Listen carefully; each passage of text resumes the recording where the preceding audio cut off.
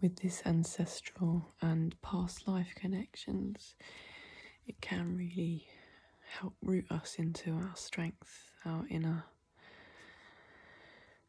internal compass, and a force that is unshakable. Some people find it in this realm, some people find it through, motivational speakers or various things, but some of us get knocked back and go through funny life situations where we might not feel in our power. And what I've come to realise is through this, I keep calling it a soul awakening, a spiritual awakening, but it's like a soul remembrance really, is that I've fought so many battles in past lives. They're telling me, I've pulled people out the trenches. People have pulled me out the trenches. I've tasted blood.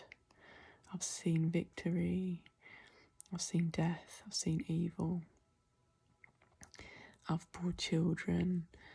I've been part of communities that have led revolutions. And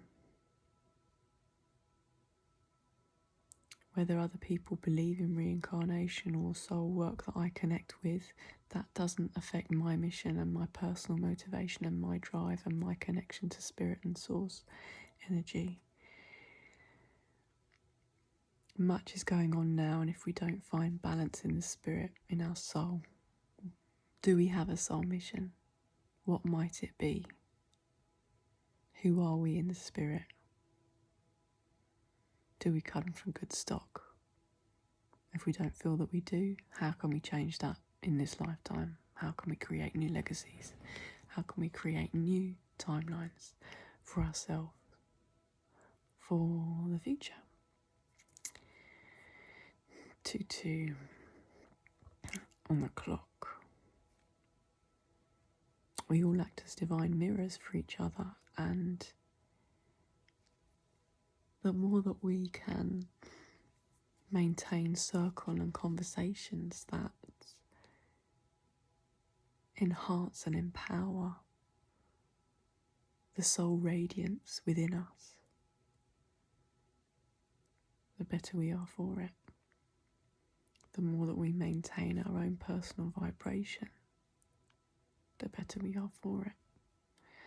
That doesn't necessarily mean to hermit or to be in isolation, although many of us with current energies are being called in and out of isolation, so that we can decipher the codes and get the messages that we need, so that we can understand that energy better, to then output it in the ways that help the collective healing, that drive us forward on our own personal and collective missions.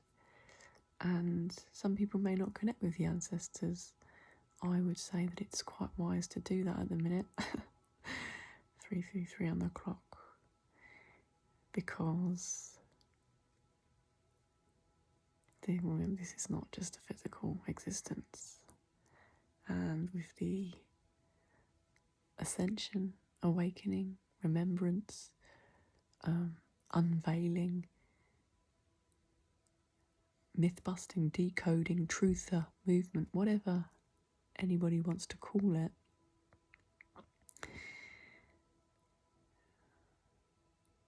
the revelations, however uncomfortable they may be, are scrapping anything that stops us from building on solid foundations.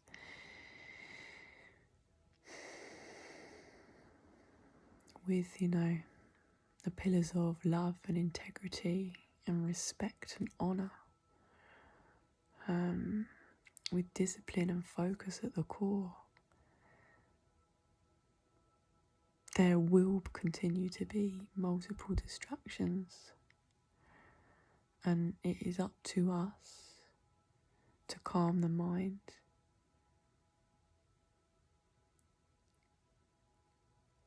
so that we can not lose track, not lose sight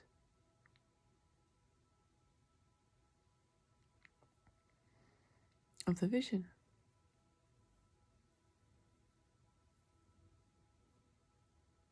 Patience is a virtue.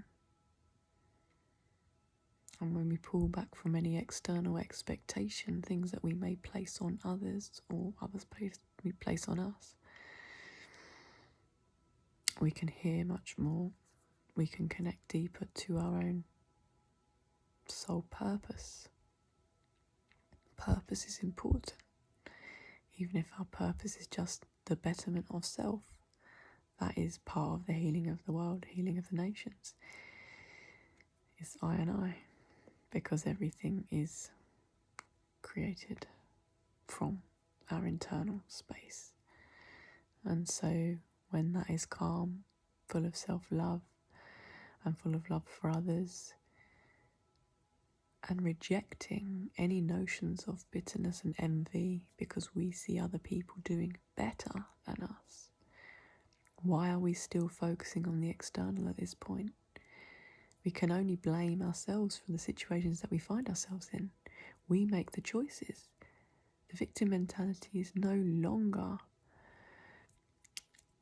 a frequency that those who've chosen a higher path can feel. It becomes harder and harder to interact with people who continually blame others. To be around souls who want to feel empowered, want to better themselves, want to better their circumstances, want to move in ways that are harmonious for themselves and their families. When we say to the universe, if we find ourselves in unharmonious situations, I deserve better. I am special. I am magic. Because we all are. I know I'm claiming it. It might irk other people, but I'm highly, highly gifted, a highly special person in the world, just like you, if we want to claim it. What are we saying to ourselves right now? Because nobody else's voice matters. It's lovely to get encouragement, and that's why the soul-aligned communities, visions, programs, initiatives are growing right now. Because we've dropped the distractions. We don't need to get caught up in the names of 3D or 5D, whatever it is. We are moving to places in the collective consciousness, in our personal psyches, that we have potentially never been before. It might feel kind of strange and silent and like there's a little bit of tumbleweed coming through. And it might be a bit discombobulating and chaotic for others who are newer to certain concepts and energies. Doesn't mean you can't ride out this storm. Doesn't mean we can't overcome. Doesn't mean we who have maybe been on the path or found our ways through our own personal struggle can't lead by example. We have to be the ones to make the change and make the choices in our lives. We can't hand things over to other people. Like, we are the creators of our own reality.